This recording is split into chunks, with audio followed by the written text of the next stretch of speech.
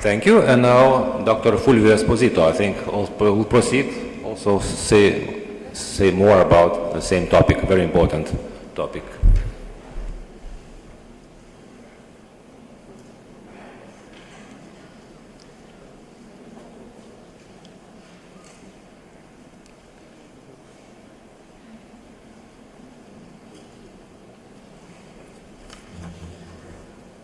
Good afternoon. First of all, I would like to thank the organizers and especially the Lithuanian presidency for having the idea of this conference. Very important, very timely. My name is Fulvio Esposito. I used to be a researcher. Now my main job is to head the technical secretariat of the Italian Minister for Education, University and Research. And I am representing Italy in the steering group on human resources and mobility, and also on the high-level group for joint programming of European research. I will start my presentation using the excellent title that the Lithuanian presidency has found for this conference and converting the title into a question. Why should we invest in researchers? For us, the answer is obvious, but is not necessarily so for the society and for our governments. In this connection, we should recognize that we are not so good in talking to the society.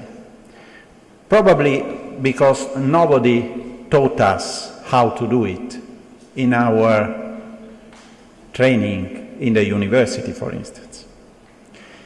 We believe that our mission is to perform good quality research, and this is of course true, but we should also be able to communicate the results of our research to the society and to the general public, and to make the society and the taxpayers appreciate the value of what we are doing for the wealth of our citizens.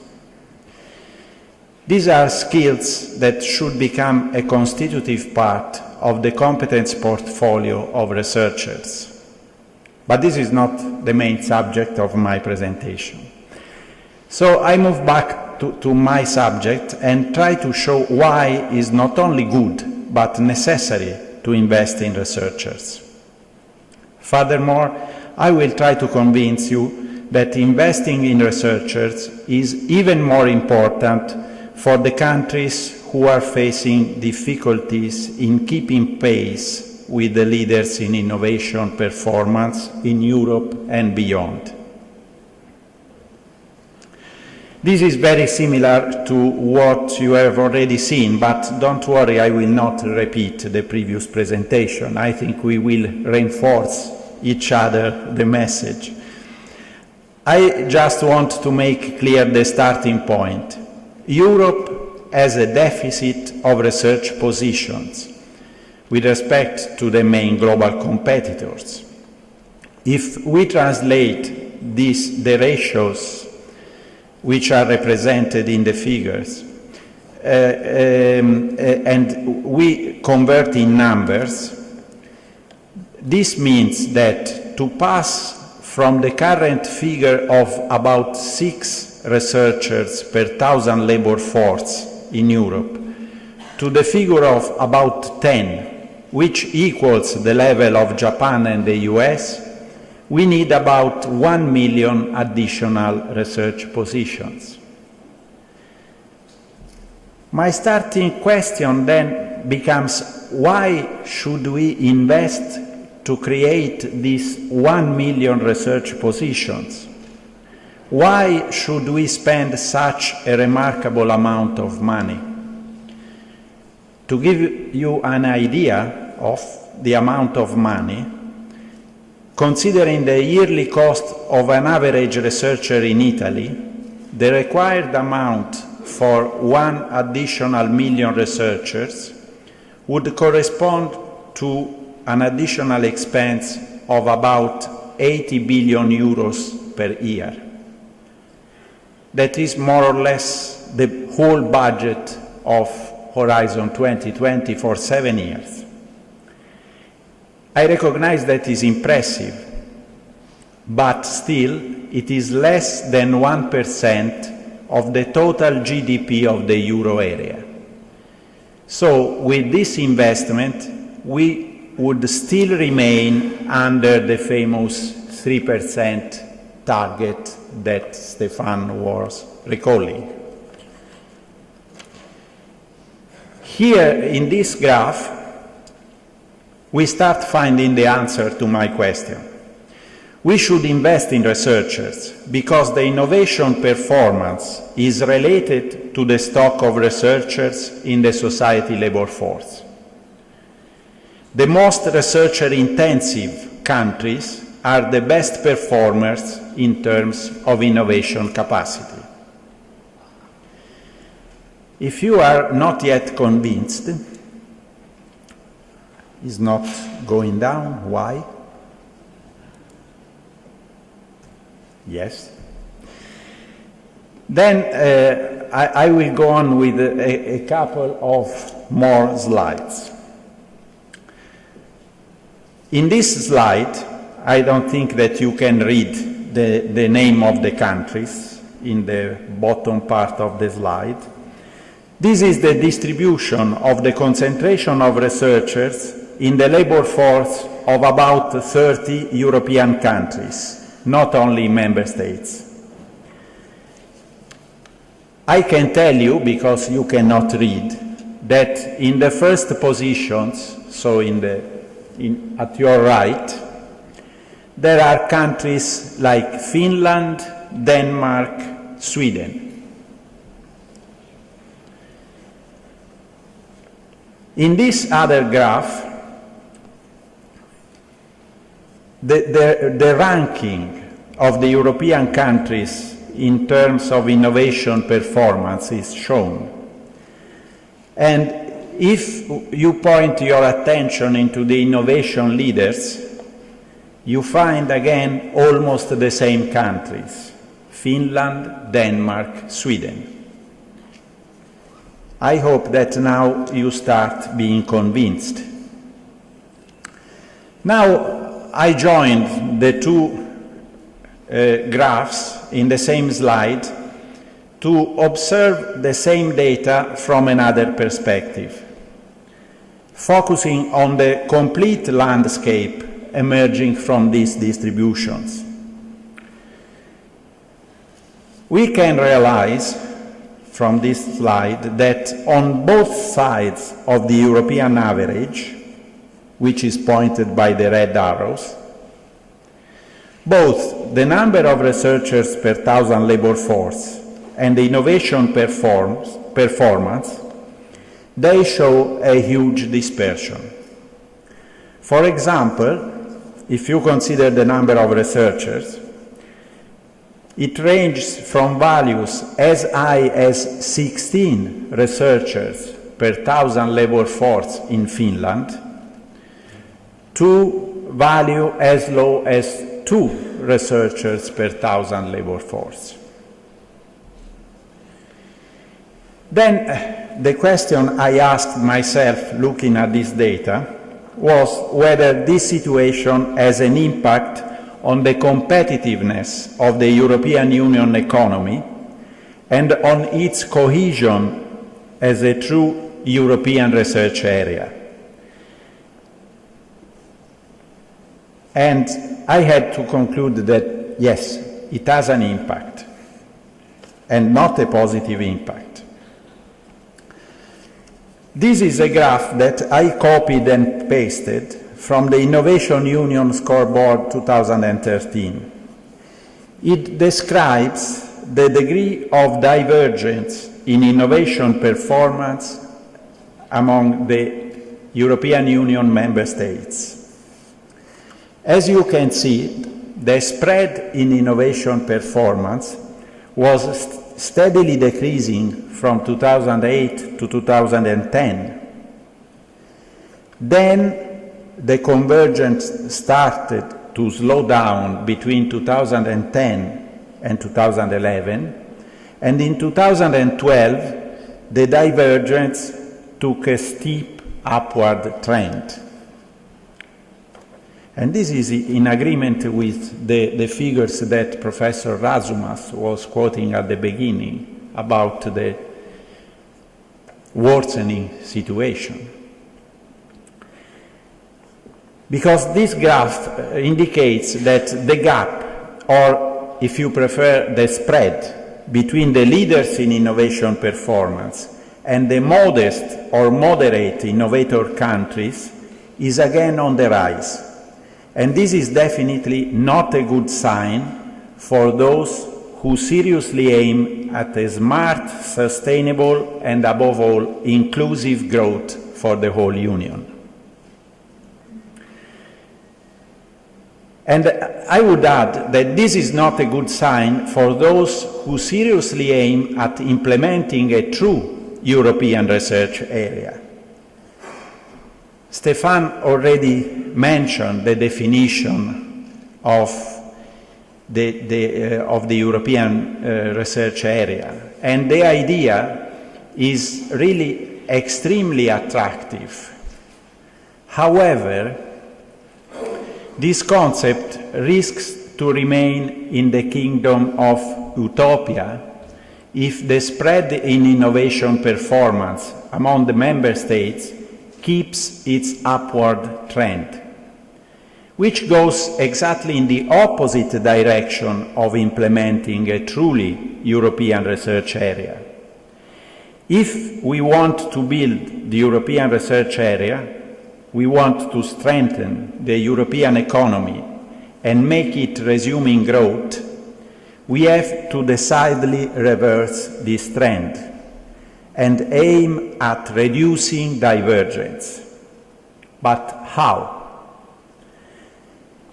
As you can imagine, my answer would be simply by investing in researchers. In this slide, which concludes my presentation, is readable. I try to justify my claim and to express it in a slightly more detailed way. In the end, what we should do, we should reactivate this virtuous cycle that is now more or less frozen in large areas of Europe. This cycle can resume momentum only upon the condition that we can convince the society to invest in researchers.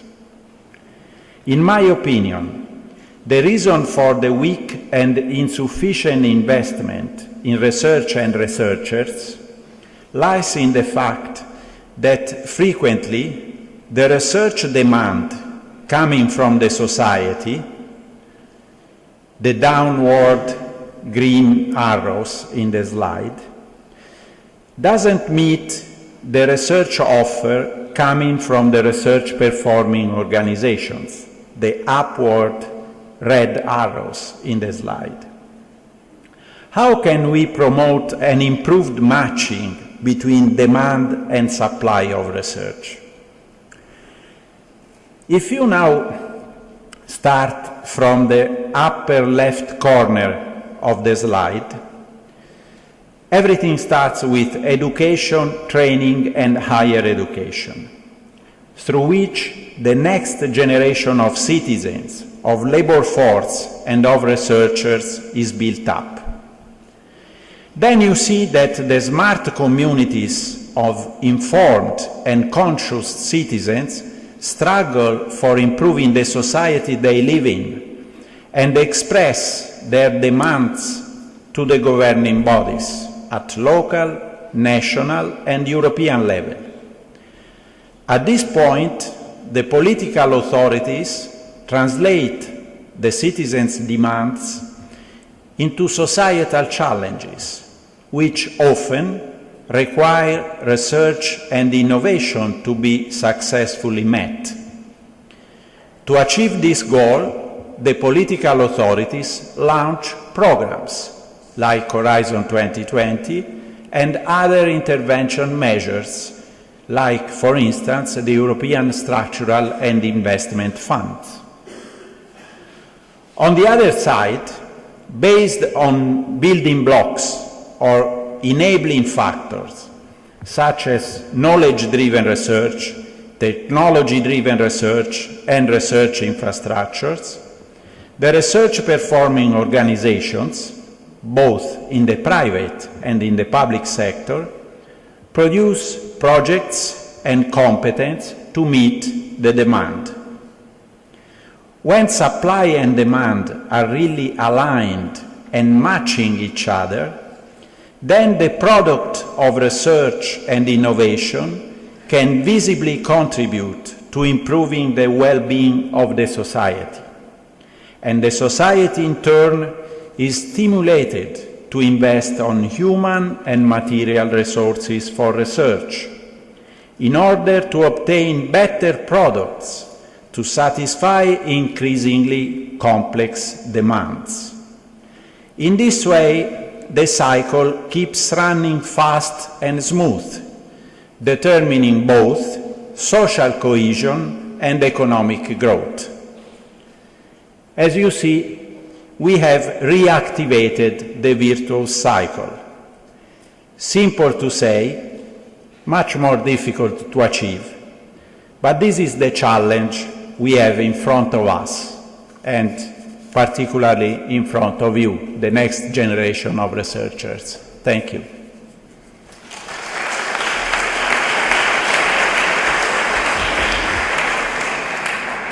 Thank you, Professor. We still have a couple of minutes before the break. Maybe there are questions. If there are, yes, please wait a moment. We'll bring the microphone to you. And please introduce yourself. My name is Olsten Nielsen. I'm coming from Denmark. And although Denmark was mentioned at one of the slides being successful in this, I would also say that we actually are also facing challenges when we discuss investing in researchers, and I'm completely agreeing what's up there. One of the points that also were indicated in one of your slides, I would put a point on, is gender. And the reason for that is in Denmark, a higher and higher number of those going to high school and universities are girls or females. And we see in Denmark that many of those take a PhD, but after the PhD they drop out of research. And we can see that if we don't change that in a way, we will already on a small time scale face problems that even if we invest in researchers and attractive researchers, the pool of researchers will drop dramatically. So just to indicate, I don't know, is it the same in other countries, but that's really a problem in Denmark right now, that we have to face gender also as an important problem. All besides that, I agree completely what is said up there.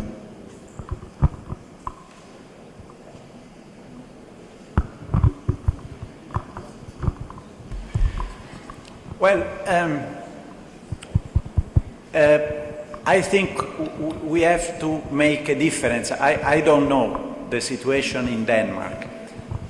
If the doctoral graduates, you said they drop out of research. Well, if it is so, it is not good. But if they simply drop out from academia, but they fertilize the outside world in the enterprise, in the public administrations, everywhere, in the private and public sector, this, I think, shouldn't be perceived as a negative element. Of course, if they drop out of research and go through, I don't know, a call center, this is another story. But this is happening in Italy. I hope it's not happening in Denmark.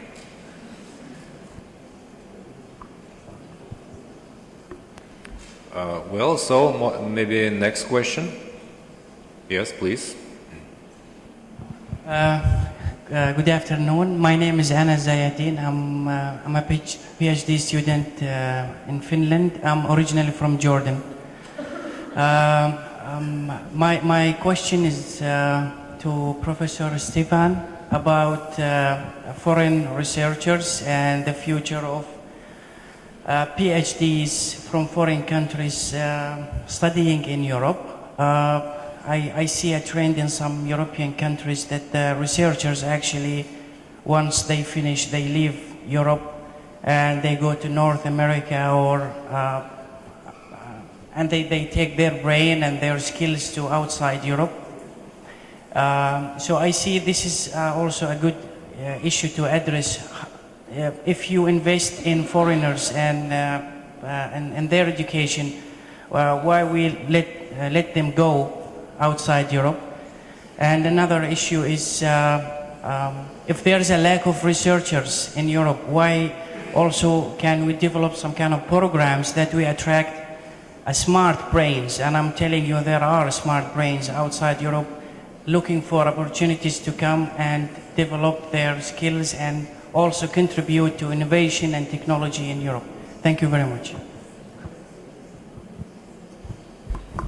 I think on this occasion the moderator is going to have to keep a very, very close eye on his watch, because otherwise you will have to shorten your coffee break, I'm afraid.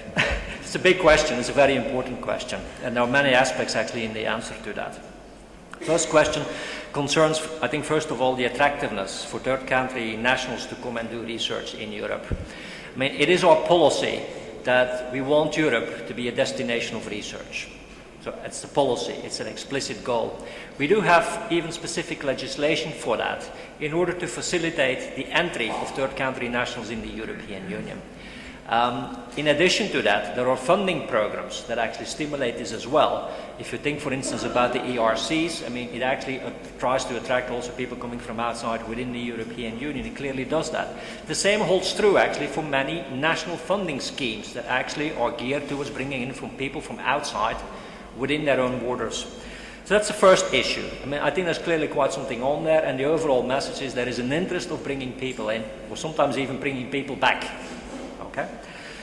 On a very specific item on that is, I referred earlier to an existing piece of legislation, a directive of enabling third country nationals to come in the recast, in the review that the Commission proposed and is now being negotiated by the Council and by the European Parliament. We as Commission, and actually as a result of an intensive cooperation that we had within the Euraccess network, with lots of people coming in and on the ground, what they wanted to see. One of the things they wanted to see was that once their research project, for which they had been given permission to enter into the European Union, was finished, that they would have an extensive period of time to go and look for other opportunities, whether it was now research in academia or outside academia, even to go and set up their own business or anything along those lines. So there clearly has been a shift on that. We've actually also been encouraging facilities in order to have mobility within the European Union, and the Schengen area in particular, for those who come from outside in, where there are obstacles right now. On this specific as well, and from the side of the European Commission, we're actually preparing right now new proposals for legislation to facilitate this intra-Schengen area mobility on that. When it comes to novelties in the system, when we discussed earlier, for instance, on the growing divergence, and we do know that some countries, particularly those who invest relatively little, very little in research, tend to have tend to have difficulties either in keeping their researchers or attracting their researchers. We also are trying to go against this with new schemes like the ERA Chairs Initiative, which will actually be open for any researcher from anywhere, for any ambitious institution within those eligible countries that actually want to attract a researcher like that. So I think I'll leave it to that, because we can go on for another 15 minutes, but it's a really important issue. We want to be a destination of research for people within our borders, but also for people who come from outside. Thank you very much. I think that would be all, because now it's time for networking with coffee or tea. We'll wait here for you at 2:30. So have a good break, coffee break.